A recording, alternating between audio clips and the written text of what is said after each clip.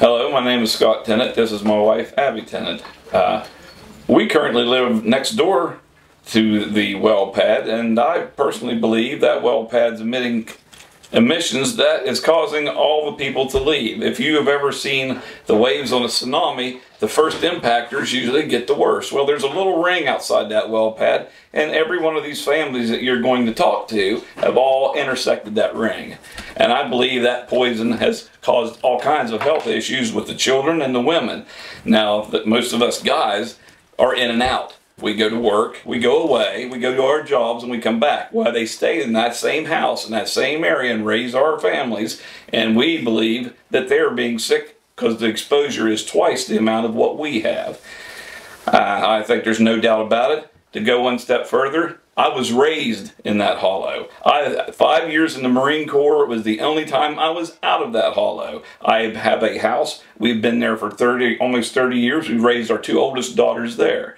And my youngest and my wife basically have a zombie look about them. So for the 2 years that they've been fracking and that stuff's been emitted into the air, they've had circles around their eyes, and it's a poisoning effect. Just like any of the animals, our dog has cancer, the fruit trees are dead. It's slowly a dripping faucet. It attacks everything it has came in contact with.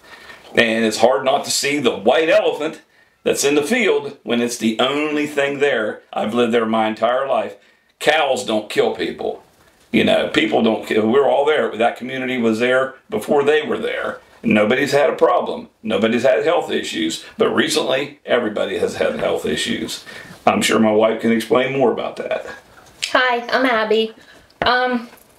So I guess I'll start at the beginning. As you may have heard, they drilled the first well in 2010. And during that time, our daughter Leah, who was approximately 13, she's 24 now, she was having a really rough time. She developed anxiety. She developed depression.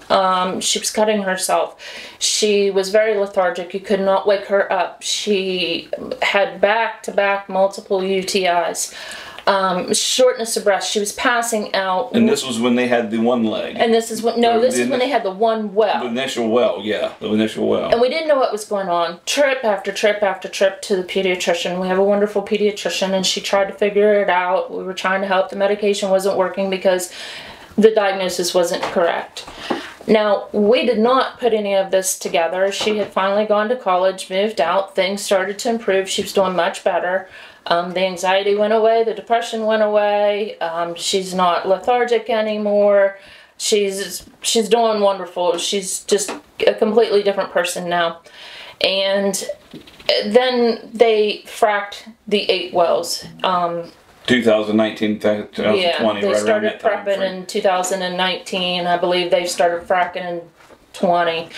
And in November of 2020, I became very sick, and at first we did think that it was COVID, but of course test after test after test came back negative, and it got so bad about the middle of November that I ended up going to the emergency room. I absolutely could not breathe. I could not take a breath in. It hurt. It hurt really bad. And so they ended up doing a CT scan, at which point, and they did test me for COVID at the hospital, which came back negative. So, but they did do a CT scan, which came back that they found ground glass opacity in my lungs, which is basically silicosis or white lung. Now, I live in the country. We live on 5 acres of land.